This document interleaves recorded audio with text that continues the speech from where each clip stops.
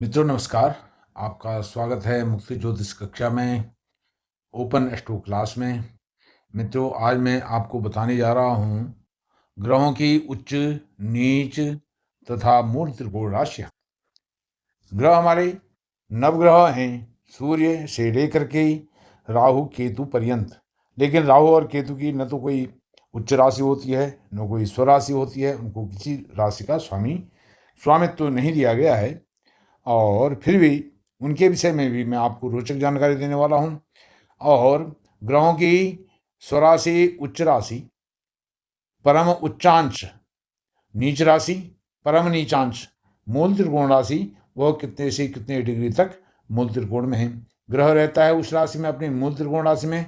और राशियों का स्वभाव क्रूर, सौम्य, शुभ अशुभ कैसा है वह भी बताऊंगा। मूल त्रिकोण राशि की एक रोचक ट्रिक बताऊंगा याद करने की। और विशेष करके जो बुध ग्रह हैं, बुध के विषय में भी कुछ रोचक तथ्य जानकारी आपके साथ शेयर करने वाला हूं। आप वीडियो के आरंभ से अंत तक बने रहिए।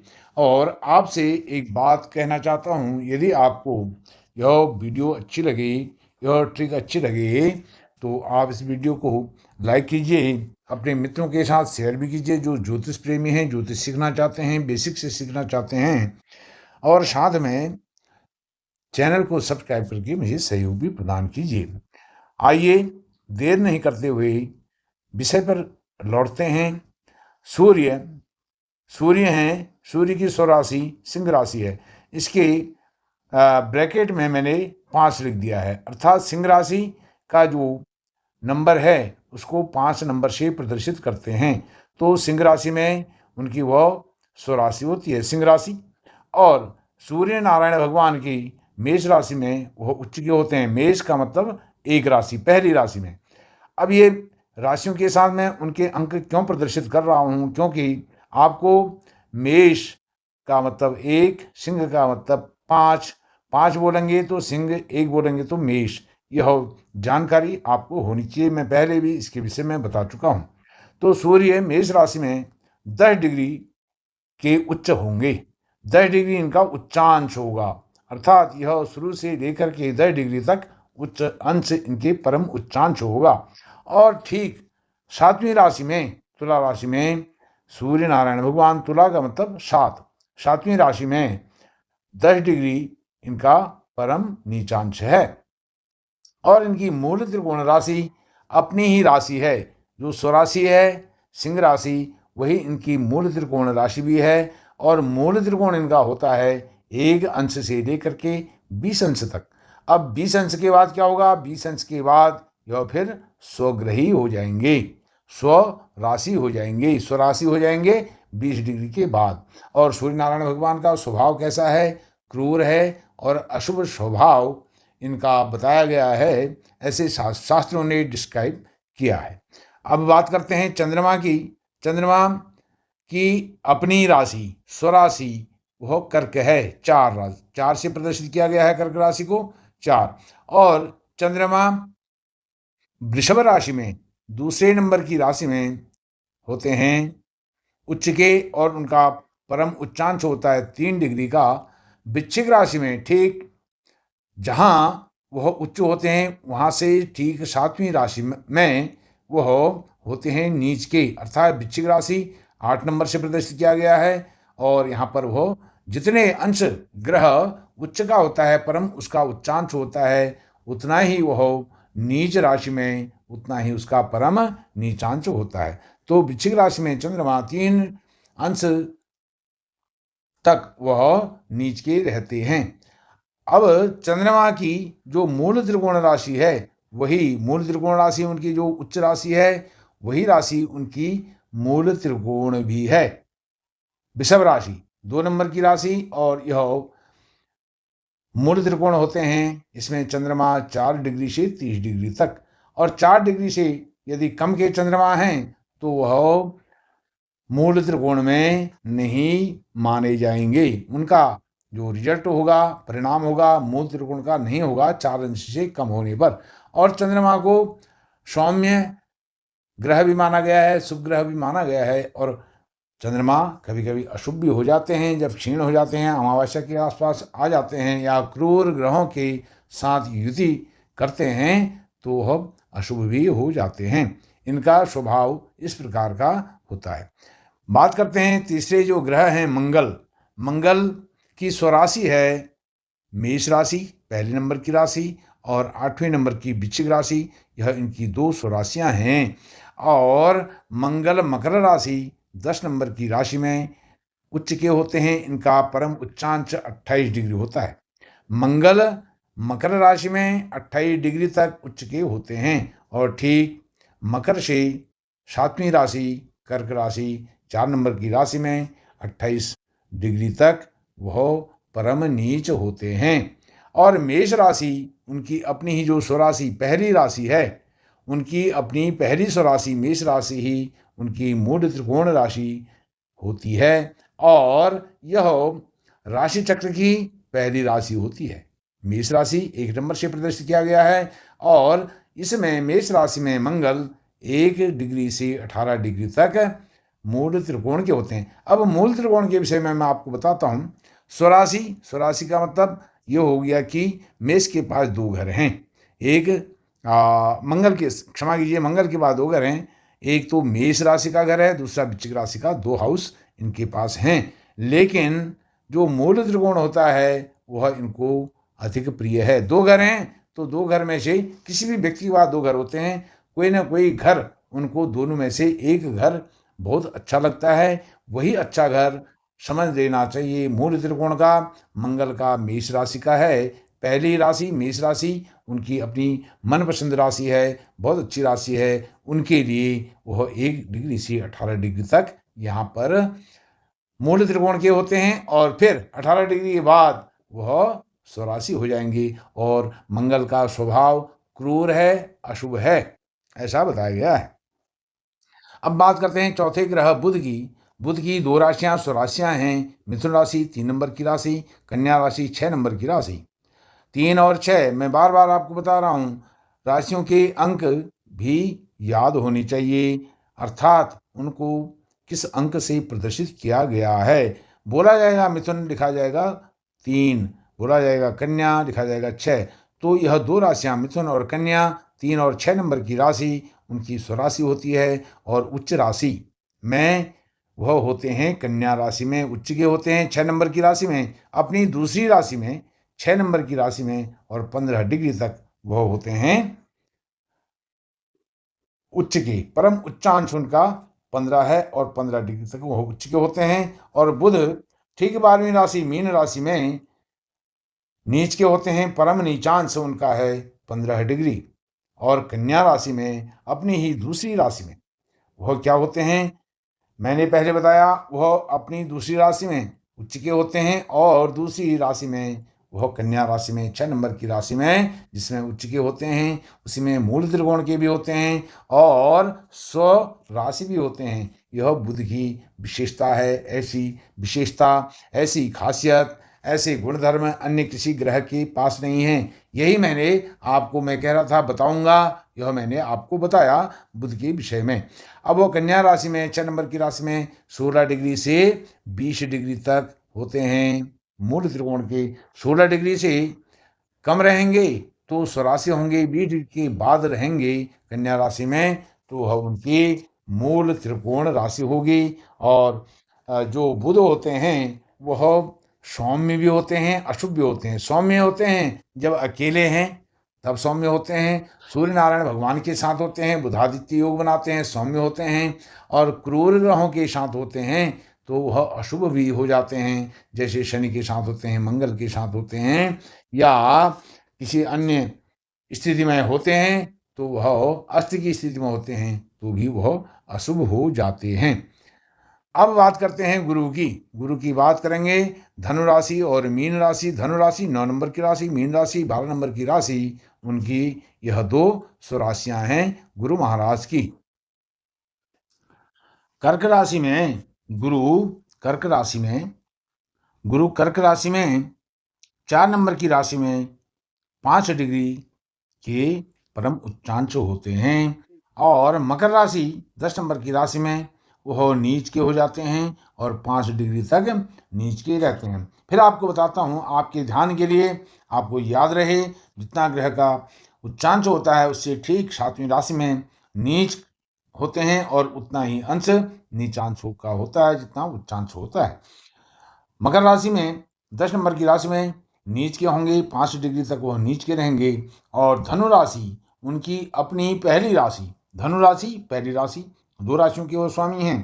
पहली राशि जो स्वराशि है वही स्वराशि पहली 9 नंबर की राशि उनकी मूल त्रिकोण होती है और 1 डिग्री से 13 डिग्री तक वह मूल त्रिकोण के होते हैं। 13 डिग्री के बाद होंगे तो स्वराशि में आ जाएंगे। और गुरु महाराज सौम्य ग्रह हैं। अब बात करता हूं शुक्र की। शुक्र के बाद भी 2 राशियां हैं। अच्छे, राशियों का विभाजन कैसे हुआ ग्रहों में, इसकी वीडियोज में बना चुका हूं। ग्रहों में राशियों का वितरण कैसे हुआ, या राशियों को ग्रह किस प्रकार से मिले, ग्रहों को राशियां किस प्रकार से मिली, यह 2-2 राशियां कैसे मिल गई, इसका मैंने बहुत अच्छा विश्लेषण, रोचक प्रिडिक्शन किया है। उन वीडियोस को भी आप देख सकते हैं। आपकी जानकारी के लिए यह मैं बता रहा हूं, क्योंकि यह सब डेटा, यह सब आपके मन मस्तिष्क में, दिलो दिमाग में होना चाहिए, क्योंकि आपको भविष्य में एक से एक ज्योतिषी मिलने वाले हैं। कोई आपके पास प्रिडिक्शन के लिए आता है, जन्म पत्रिका का प्रिडिक्शन, जरूरी नहीं है कि वह ज्योतिष नहीं जानता हो। वह ज्योतिष जानने वाला व्यक्ति भी आपके पास कुंडली का फलादेश करने के लिए, जानने के लिए आएगा, तो यह आपको जानकारी होनी चाहिए। शुक्र मीन राशि में 12 नंबर की राशि में 27 डिग्री तक उच्च के होंगे। परम उच्चांश उनका 27 डिग्री होगा मीन राशि में। और कन्या राशि में 6ठे नंबर की राशि में 27 डिग्री उनका परम नीचांश होगा। तुला राशि उनकी ही मूल त्रिकोण राशि होगी। तुला राशि, अब यहाँ शुक्र की जो दूसरी राशि है, वृषभ पहली राशि है और शुक्र की वृषभ 7वें नंबर की राशि, तुला राशि दूसरी राशि है। वह मूल त्रिकोण की राशि शुक्र की होती है। अभी मैंने आपको बताया है मूल त्रिकोण की रोचक ट्रिक आपको बताऊंगा याद करने की, तो आप बने रहिए। यदि आपको वीडियो अच्छी लग रही है, वीडियो को लाइक कीजिए, शेयर कीजिए और चैनल को सब्सक्राइब करके मुझे सहयोग भी प्रदान कीजिए। तो तुला राशि में अपनी दूसरी राशि में वह मूल त्रिकोण के होते हैं। 1 डिग्री से 10 डिग्री तक वह मूल त्रिकोण के होते हैं। उनका स्वभाव सौम्य है। ये भी सौम्य स्वभाव के हैं शुक्र महाराज। अब बात करते हैं शनि महाराज की। शनि महाराज के पास भी 2 राशियां हैं, मकर राशि और कुंभ राशि। मकर राशि, कुंभ राशि, मकर राशि 10 नंबर की राशि, कुंभ राशि 11 नंबर की राशि। और तुला राशि में, शुक्र की राशि में, तुला राशि 7 नंबर की राशि में वह उच्च के हो जाते हैं और उनका परम उच्चांश 20 डिग्री है।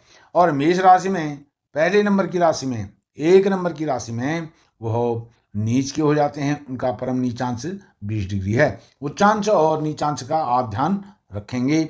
आपको समझ में आ रहा होगा ऐसा मैं समझता हूं।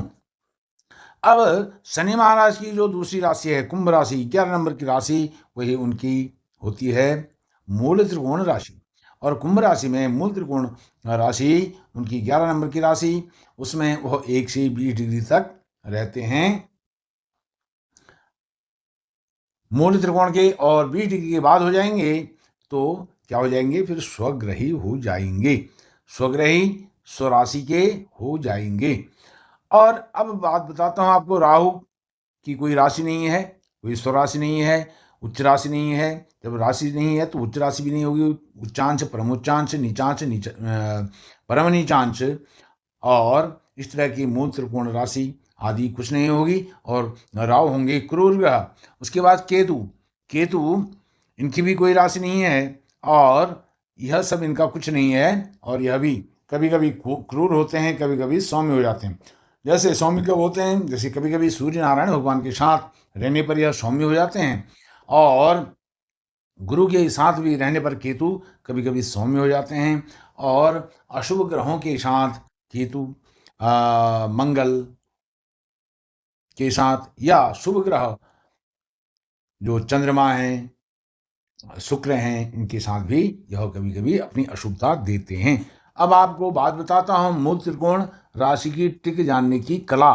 क्या कला है, क्या रोचक तथ्य है, उसके विषय में आपसे बात करता हूँ।